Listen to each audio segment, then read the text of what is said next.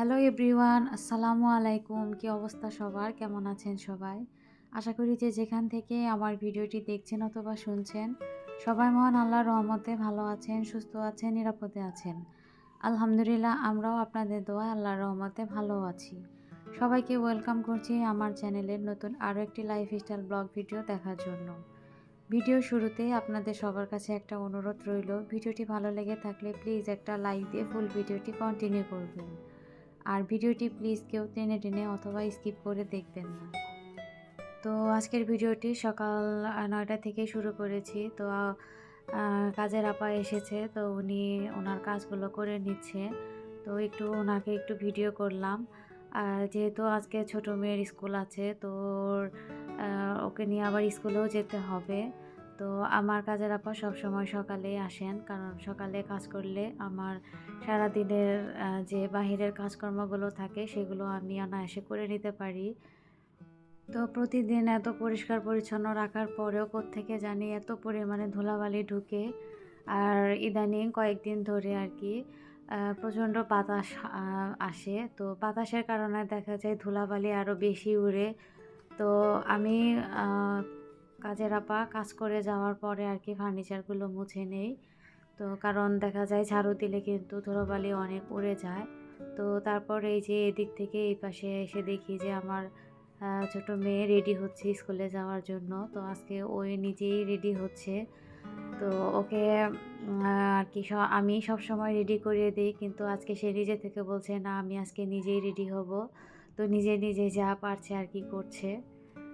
তো ভোরবেলায় সেহরি খাওয়ার পর মানে একটু বিছানায় শুয়ে থাকলে তারপরে আবার দেখা যায় সকালবেলায় উঠতে কিন্তু একটু সমস্যাই হয়ে যায়। আবার তার মধ্যে ওর স্কুল এবং আবার বড় মেয়ের কোচিংও থাকে। তো যাই হোক, এগুলো নিয়েও আর কি মেনটেন করতে হয়। একটু কষ্ট হয়ে যায়, তারপরে আসলে কিছুই করার নেই।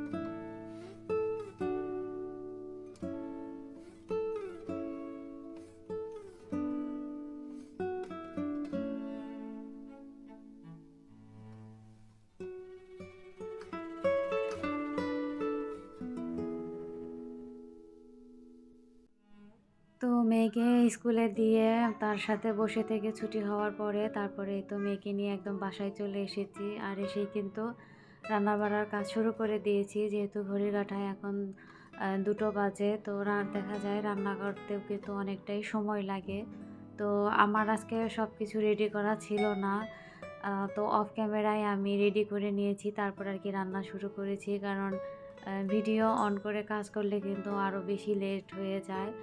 আর আজকে আমি রুই মাছ দিয়ে সিমের বিচি রান্না করেছি। তো সিমের বিচির রান্নাটা আর কি একটু এখানে হালকা আমি ঝোল রেখেছি। তো যাই হোক, এই তো এখন গরুর মাংসটাও রান্না করে নিব। তো গরুর মাংস আমি হাতে মেখে বসিয়ে দেব। তো সবসময় আর কি হাতে বসিয়েই রান্না করি। হাতে মাখানো গরুর মাংস খেতে কিন্তু অনেক বেশি ভালো লাগে। আর আমার পরিবারের সবাই অনেক বেশি পছন্দ করে। আর এই তো আমি এখন এক এক করে মশলা দিয়ে নিচ্ছি। তো এখানে আদা, রসুন, জিরা এবং তার সাথে টমেটো দিয়েছি ২ টা। তো গরুর মাংসতে টমেটো দিলে আমার অনেক বেশি ভালো লাগে। আর টমেটোটাও আমি একদম পেস্ট করে দিয়েছি যাতে বোঝা না যায়। তো যাই হোক, এখন গুঁড়া মশলাগুলো দিয়ে হাতে মেখিয়ে নিব ভালো করে। আর আজকে গরুর মাংস আমি সরিষার তেল দিয়ে রান্না করব। চেষ্টা করি যে সবসময় গরুর মাংসটা আর কি সরিষার তেল দিয়ে রান্না করতে। কেন জানি না সরিষার তেল দিয়ে রান্না করলে আমার অনেক বেশি ভালো লাগে। তো এই যে এখন ধনিয়া গুঁড়াটাও দিয়ে দিলাম। আর এটা হচ্ছে কাশ্মীরি মরিচের গুঁড়া, একটু কালারের জন্যই আর কি দিয়েছি। এতে তো আসলে ঝাল হবে না।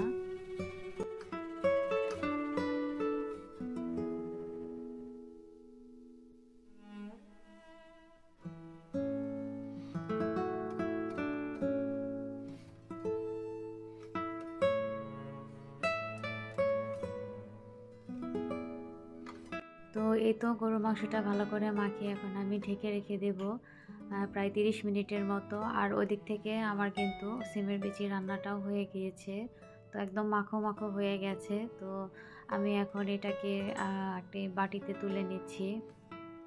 রোজার মাসে দেখা যায় রোজা থেকে মনে হয় অনেক খাবার দাবার খেয়ে ফেলবো, আসলে কিন্তু সারাদিন রোজা থাকার পর ইফতারের পরে কেন জানি খেতে একদমই ভালো লাগে না।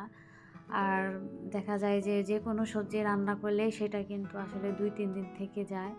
যার কারণে এখন থেকে ভেবেছি যে সব কিছু একদম অল্প অল্প করে রান্না করব। তো এই তো আমি গরুর মাংসটাও এখন চুলায় বসিয়ে দিয়েছি। তারপরে একটু ভালো করে কষিয়ে নিয়ে তারপরে এই যে ঝোলের জন্য পানিও দিয়ে দিয়েছি। এখন কিছুক্ষণ রান্না করে ভালো করে তারপরে আর কি নামিয়ে নিব। তারপরে তো একদম চলে এসেছি আপনাদের সাথে ইফতারির সময়। তো ইফতারিতে এই তো আমি ছোলা, তারপরে পেঁয়াজু আর মুড়ি নিয়ে বসেছি। খুব অল্প পরিমাণে নিয়েছি, যেহেতু ছড়ানো প্লেট মনে হচ্ছে অনেকগুলো নিয়েছি। কিন্তু এইটুকু খেতেও আমার অনেক বেশি কষ্ট হচ্ছিল, খেতে মন চাচ্ছিল না।